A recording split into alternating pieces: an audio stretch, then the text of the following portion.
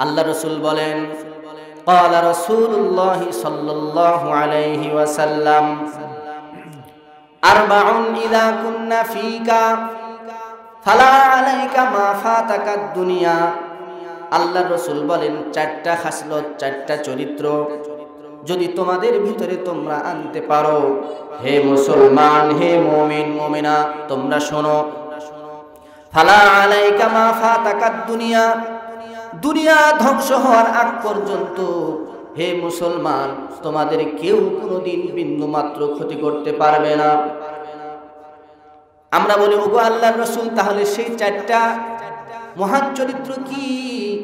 আল্লাহর রাসূল বলেন, এক নম্বর হিফজু আমানাতিন।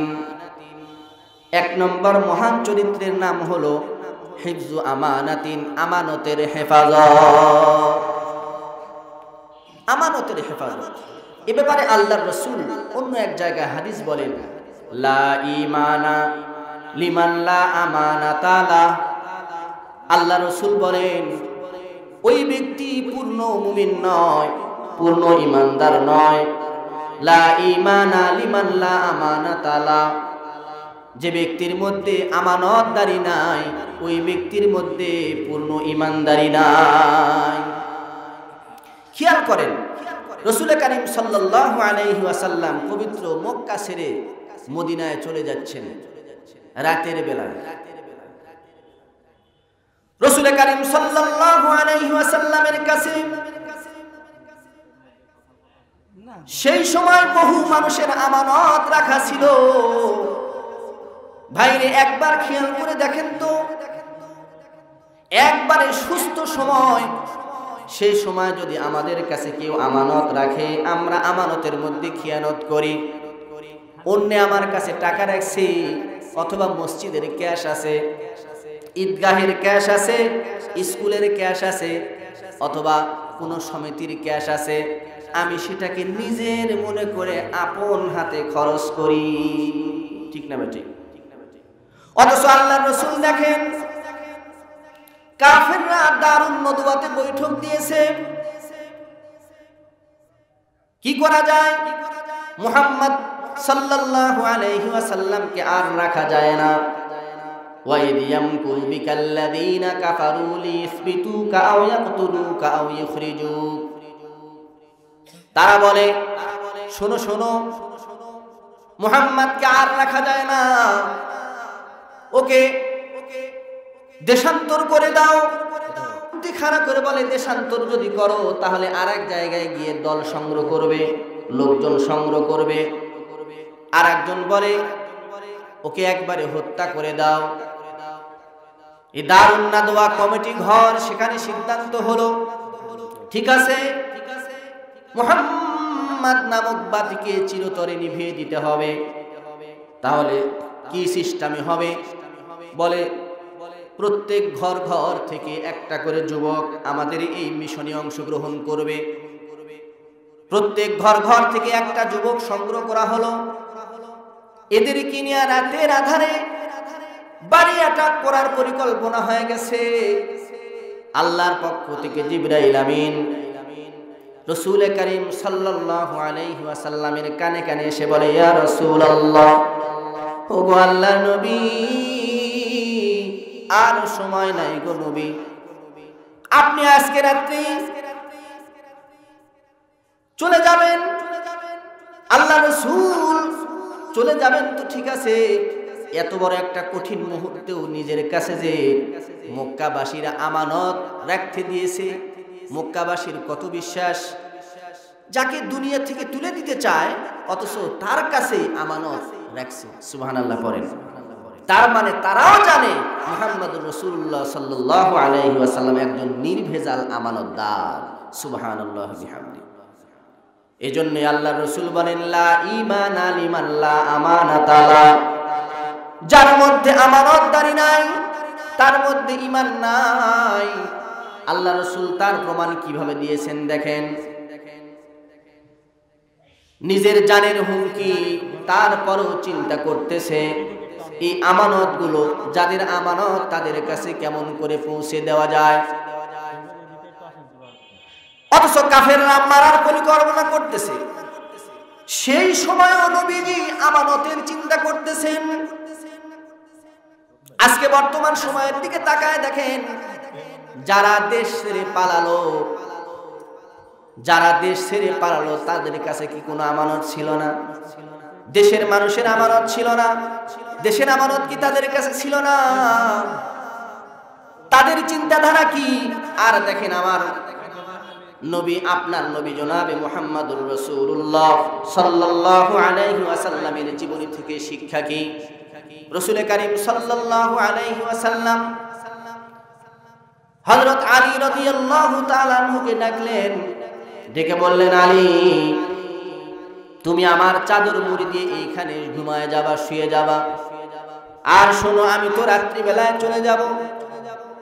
এই যে তোমাকে আমি লিস্ট দিয়ে যাচ্ছি, এই লিস্টের ভিতরে নাম লিখে লিখে কার কত টাকা আমানত আমার কাছে আছে, এগুলো তোমার কাছে আমি এই লিস্টে লিখে দিয়ে গেলাম। এই লিস্টের ভিতরে সব কিছু লেখা আছে। এই লেখা দেখে আগামীকাল সকালবেলা তুমি প্রত্যেকের বাড়ি বাড়ি গিয়ে নাম ধরে ধরে তাদের আমানতগুলো তাদেরকে বুঝাই দিবা। জোরে জোরে বলেন সুবহানাল্লাহ। খেয়াল করেন তো, কত বড় কঠিন মুহূর্ত, নিজের জীবনের হুমকি। সেই মুহূর্তেও একজন ইমানদার কি করবে, আল্লাহ রাসূল সেটা শিক্ষা দিলেন। জোরে বলেন সুবহানাল্লাহ। আল্লাহ রাসূল সাল্লাল্লাহু আলাইহি ওয়াসাল্লাম হযরত আলী রাদিয়াল্লাহু তাআলা আনহুকে চাদর মুড়ি দিয়ে শোয়ায় দিয়া যখন গেটের কাছে আসলেন, উকি মেরে তাকিয়ে দেখেন, বাহিরে দেখা যায় শত শত কাফেররা তরবারি হাতে নিয়ে চতুর্দিক দিয়ে ঘোরাফেরা করতেছে। তাদের ধান্দা আজকে মুহাম্মদুর রাসূলুল্লাহকে একবারে রাতের বেলায় হত্যা করে দিবে, একবারে অ্যাটাক করে হত্যা করে দিবে রাসূলুল্লাহ সাল্লাল্লাহু আলাইহি ওয়াসাল্লাম। এবার আল্লাহ তাআলার হুকুমে সূরা ইয়াসিনের কয়েকটা আয়াত তেলাওয়াত করলেন। কিতাবের ভিতরে আসছে, আয়াতে কারিমা তেলাওয়াত করার পর কিছু মাটি নিয়া, কিছু ধুলা নিয়া এই জায়গায় ফুৎকার দিয়ে আল্লাহর হুকুমে যখন এভাবে নিক্ষেপ করলেন, আল্লাহ তাআলা কুদরতিভাবে এই ধুলি কণা একেবারে সকল ওই যে যারা ঘর অ্যাটাক করেছিল সবার চোখের মধ্যে আল্লাহ তাআলা কুদরতিভাবে পৌঁছায় দিলে। জোরে জোরে বলেন সুবহানাল্লাহ। আল্লাহ রাসূল এই সুযোগে ঘর থেকে বের হয়ে রওনা হয়ে গেলেন। আমি বোঝাতে চাচ্ছিলাম, একটা কঠিন মুহূর্ত, এই মুহূর্তেও রাসূল কারীম সাল্লাল্লাহু আলাইহি ওয়াসাল্লাম তিনার কাছে আমানত রাখা ছিল। এই আমানত যারা রাখছে তাদের আমানত তাদের কাছে পৌঁছে দেওয়ার এই যে একটা সিস্টেম শিখিয়ে দিয়ে গিয়েছেন। সুবহানাল্লাহি বিহামদি। এর থেকে আমাদের শিক্ষা গ্রহণ করতে হবে। নিজেদের অবস্থান যেমনই হোক, যদি আমাদের কাছে কখনো এমন সময় আসে, এমন ঘটনা ঘটে, তাহলে আমরাও এইভাবে কাজটা সমাধান দিব। বুঝতে পারছি তো ইনশাআল্লাহ? আল্লাহ রাসূল বলেন, আরবাউন ইযা কুন্না ফিকা ফালা আলাইকা মা ফাতাকাদ দুনিয়া। আল্লাহ রাসূল বলেন, চারটা খাসলত, চারটা মহান চরিত্র যদি তোমরা উম্মত তোমাদের নিজেদের জিন্দেগিতে বাস্তবায়ন করতে পারো, দুনিয়া ধ্বংস হবে কিন্তু তোমাদের কেউ ক্ষতি করতে পারবে না। এক নাম্বার, হিফজু আমানাতিন, আমানতের সংরক্ষণ। আগের জামানায় আমানতের সংরক্ষণ এমন ভাবে করছে, যিনারা বুজুর্গানে দিন ছিলেন, তিনারা যে একটা জায়গা কিনে নিয়েছে, এই জায়গাতেও যদি কোনো কিছু পাইছে, পরে পাওয়া সম্পদ, এই সম্পদ মূল মালিকের কাছে দেওয়ার জন্য আপ্রাণ চেষ্টা করছে। সুবহানাল্লাহ। আর আমরা কি করি? মসজিদের সামনে যদি আপনি কে এক নাম্বার ইমানদার পরীক্ষা করতে চান, 1000 টাকার করা নোট কয়েকটা ফেলে দিবেন। এখনই মুসল্লিরা নামাজ পড়ে বের হয়েছে, তাদের সামনে ফালায় দিয়া আপনি একটু দূরে গিয়ে দাঁড়ায় থাকবেন, আর দেখবেন দেখি 1 নম্বর নামাজি কয়জন আছে। তো এমনও পরিস্থিতি হতে পারে যে আগে দেখবে, যদি বেশি মানুষ দেখার সম্ভাবনা থাকে ওখানে পা দিয়ে দাঁড়ায় থাকবে, পা দিয়ে দাঁড়ায় থাকবে। ওকে যদি বলা হয় এ ভাই আসো, চলে যায়, বল তুমি যাও, আমার দরকার নাই, আমি এখানে দাঁড়াই, আমি একটু পরে যাবো, অথচ পায়ের নিচে 1000 টাকার নোট। এই হলো আমাদের অবস্থা। অথচ কিতাবের ভিতরে আসছে যে পূর্ব যুগে দুজন আল্লাহর বান্দা একজন আর একজনের কাছ থেকে জমি কিনেছে, জায়গা কিনেছে। তো এই জায়গাতে বিল্ডিং করবে, খুঁড়তে হয় না, খনন করতে হয়, পুল করার জন্য খনন করছে। এই খনন করতে গিয়া একটা কলস পাইছে, যে কলসের ভিতরে একেবারে স্বর্ণ মুদ্রা আছে।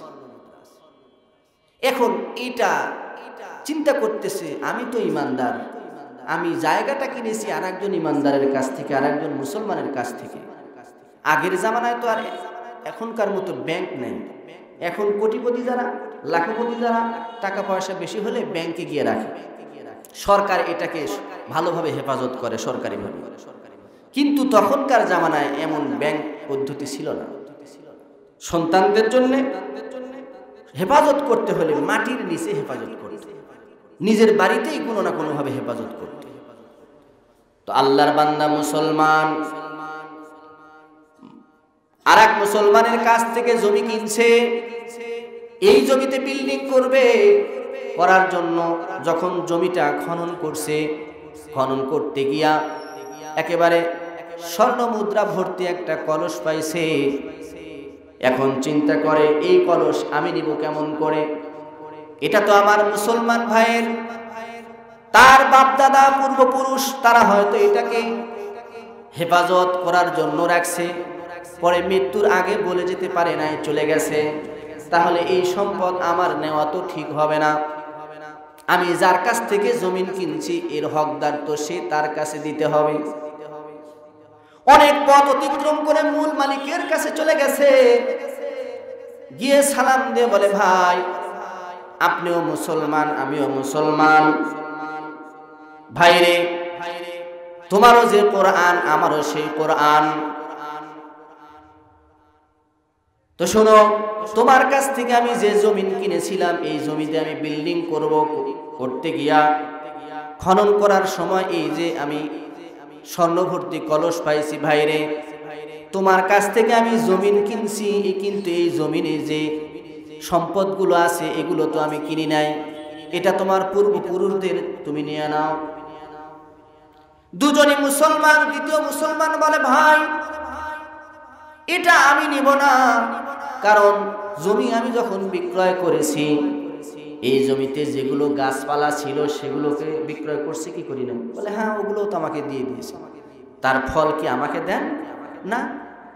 ফল যদি আমাকে না দেন তাহলে এই জমিনের নিচে তাহতা সার, একবারে নিচ পর্যন্ত যা কিছু আছে এটাও বিক্রয় হয়ে গেছে, আপনি মালিক হয়ে গেছেন, সুতরাং এই সম্পদের মালিক আপনি।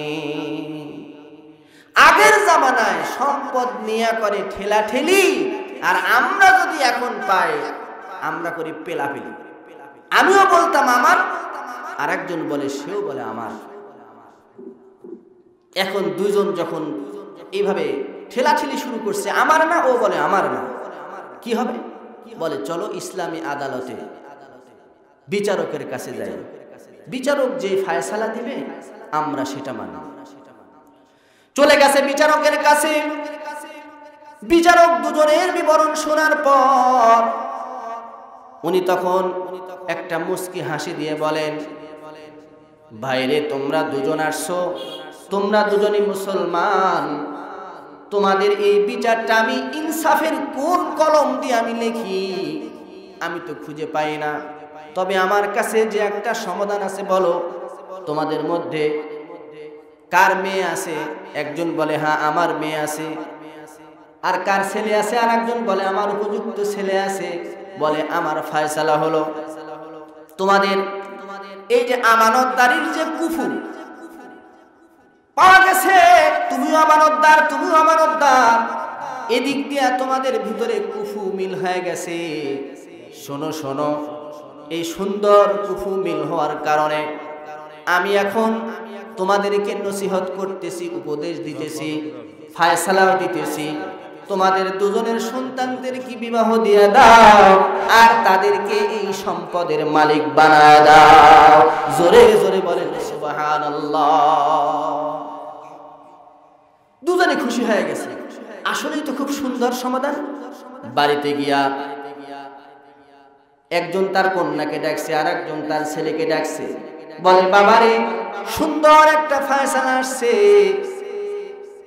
সেটা হলো এই যে আমরা দুই মুসলমান ভাই, আমার কন্যা আর আরেকজনের ছেলে, এই দুজনকে বিবাহ দিয়ে দেওয়ার কথা বলা হয়েছে।